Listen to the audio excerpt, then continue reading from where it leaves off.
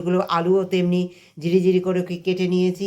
এবার দেখো এগুলো সব জলের মধ্যে দিয়ে সামান্য জল দিয়েছি, আর এই যে সামান্য লবণ দিয়ে দিচ্ছি। হ্যাঁ, যতটুকু লবণ লাগবে ততটুকু লবণ দিয়ে দিলাম, আর সামান্য হলুদ দিয়ে দিলাম। দিয়ে এগুলো আমি সিদ্ধ করে নেব।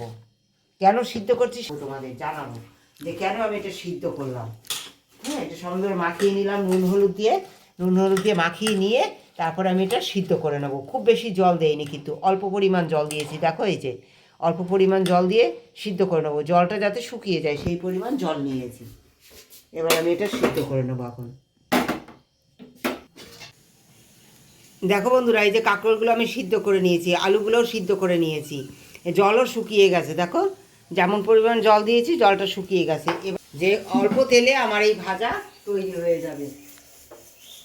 মানুষ তো এখন সকলেই তেল মানে শরীর সম্বন্ধে সচেতন, তেল কম খেতে ভালোবাসে, তেল কম খেতে চায়। হ্যাঁ, তাই দেখো কম তেলে কিভাবে একটি ভাজা অনেক সময় খেতে ইচ্ছা করছে, কিন্তু কি করে খাবো সেটা কম তেলে। তাই এই রেসিপিটি তোমাদের সকলের জন্য আমি রাখলাম। দেখো এই যে সামান্য তেল দিয়েছি, দিয়ে এই যে গোটা শুকনো লঙ্কা আর কালো জিরে ফোড়ন দিয়ে দিলাম প্রথমে।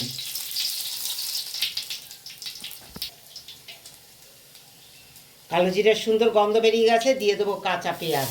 এই যে কুচিয়ে নিয়েছি পেঁয়াজ, সেই পেঁয়াজ দিয়ে দিলাম। দেখো বন্ধুরা, এই যে সুন্দর হালকা করে পেঁয়াজটা ভেজে নিয়েছি। এবারে এই যে সিদ্ধ করা এই যে কাঁকরোলগুলো, এইগুলো সুন্দর আমি দিয়ে দেবো, দিয়ে আমি ভেজে নেব।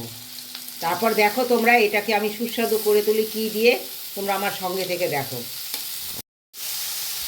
দেখো বন্ধুরা, তোমরা তো দেখেছিলে আগেও আমি নুন হলুদ দিয়েছিলাম, তাহলে আমি এবার পরিমাণ মতো যেটুখানি লাগবে তোমরা টেস্ট করে নিয়ে তারপরে দেবে। আমি অল্প সামান্য আবার নুন হলুদ দিয়ে দিলাম,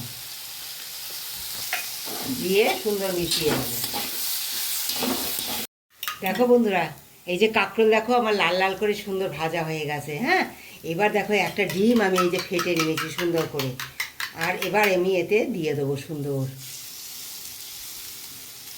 দিয়ে আমি এটা ভেজে নেব সুন্দর করে, আবার একটু ভেজে নেব।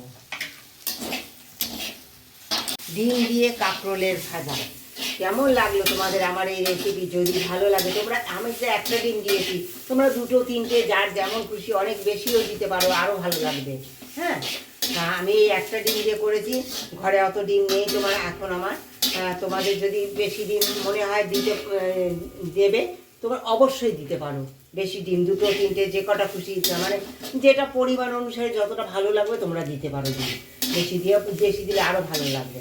আর যদি ভালো লাগে আমার এই রেসিপি, অবশ্যই তোমরা ফলো করো, পাশে থেকে প্রতিদিনের ভিডিওটি দেখো, লাইক শেয়ার এবং সাবস্ক্রাইব করো।